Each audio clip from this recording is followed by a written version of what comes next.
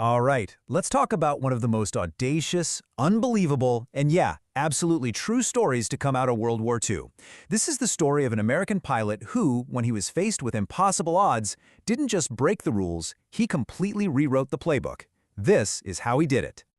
So picture this. It's November 2nd, 1944. Somewhere over Czechoslovakia, Lieutenant Bruce Carr's P-51 Mustang gets hit, and it's hit bad. An 88mm flak shell just shredded his oil line. The engine is absolutely screaming, just metal grinding on metal. He's got maybe 90 seconds before it completely seizes, and his fighter turns into a 400-pound anchor. His only choice? Bail out, 8,000 feet above enemy territory.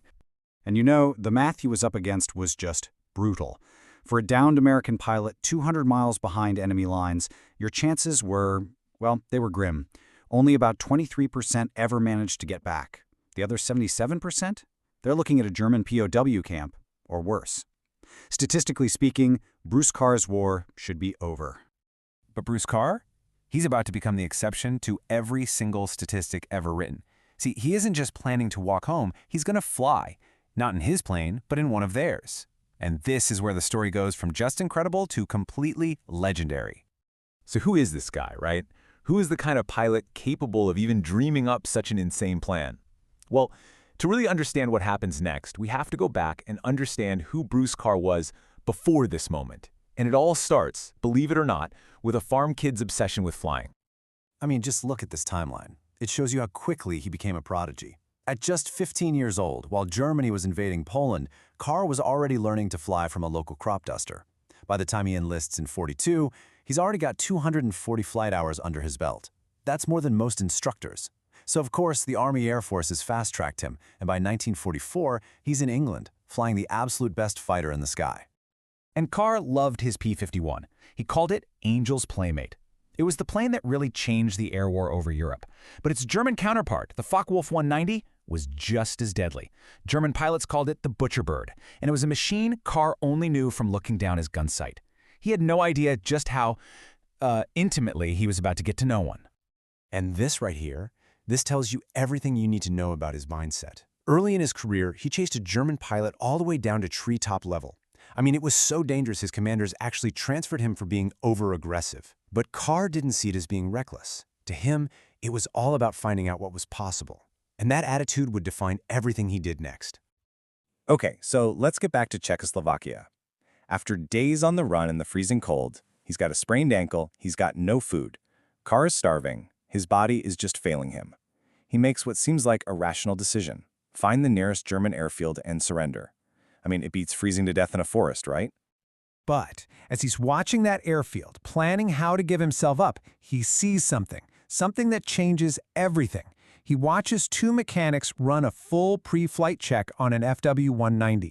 They top off the fuel, they run up the engine, and then they just cover it up and walk away. It's just sitting there, completely ready to fly and totally unguarded. And just like that, the surrender plan is gone. So, Carr slips into the cockpit in the dead of night, only to face this huge, overwhelming problem, a wall of incomprehensible Gothic script. Every switch, every gauge, every single lever was in German. How do you even start this thing, let alone fly it home? The clock is ticking. Sunrise is just a few hours away. So he starts this methodical, careful process. He knows the basic layout of any cockpit, right? He starts tracing wires with his fingers, identifying instruments by where they should be. He finally finds this T-shaped handle that just feels like a starter. He pushes it, and this mechanical whine fills the cockpit. It's an inertia starter. After letting it wind up, he pulls the handle, and the Butcher Bird's engine roars to life.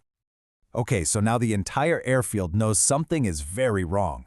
Carr has seconds. He doesn't even bother with a runway. He just shoves the throttle forward, aims right between two hangars, and yanks the plane into the air, clearing the roofs by inches. He's airborne in a stolen enemy fighter. But now comes the really hard part.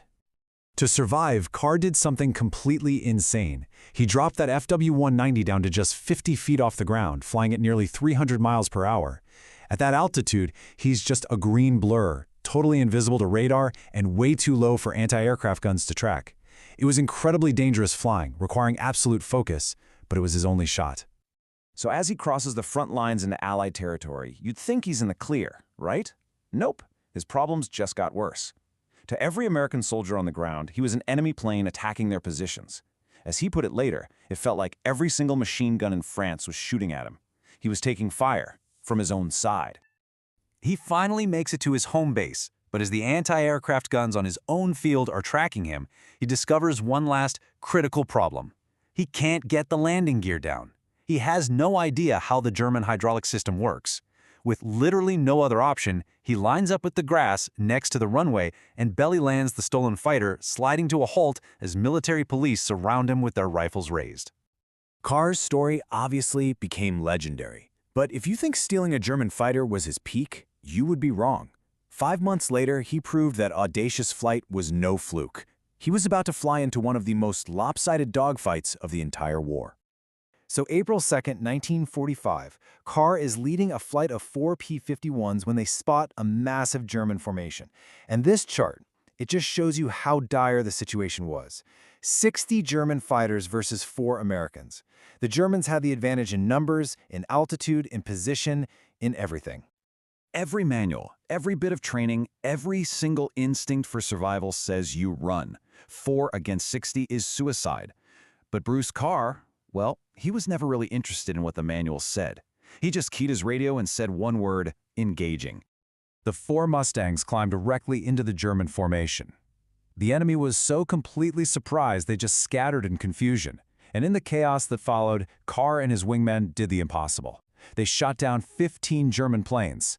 Carr himself got 5 of them in just 3 minutes. And here's the most stunning part of the whole thing. The cost to the Americans? 0. Not a single plane lost. 4 pilots took on 60, destroyed 15 of them, and flew home without a scratch. It was just a masterclass in aggressive, unpredictable warfare. So you've got these 2 events, the stolen fighter and the 4 against 60 dogfight, and they're both legendary. But they aren't just incredible stories, they're the perfect expression of the philosophy that defined Bruce Carr's entire life. See, Carr didn't stop when World War II ended. He served for 3 decades, flying hundreds more combat missions in Korea and then in Vietnam. He retired as a colonel, decorated with the nation's highest honors for valor. His was a lifetime spent pushing the envelope. Near the end of his life, someone asked him what he thought about when he was flying, and his answer, it just perfectly sums up his entire way of thinking. It wasn't about the danger, it wasn't about the odds, it was always a constant question, what's the airplane capable of? What am I capable of? Let's find out. You know, Bruce Carr's story really leaves us with this fundamental question. What defines the boundary between recklessness and genius? When you're faced with impossible odds, is trying the unthinkable an act of foolishness? Or is it the very definition of genius?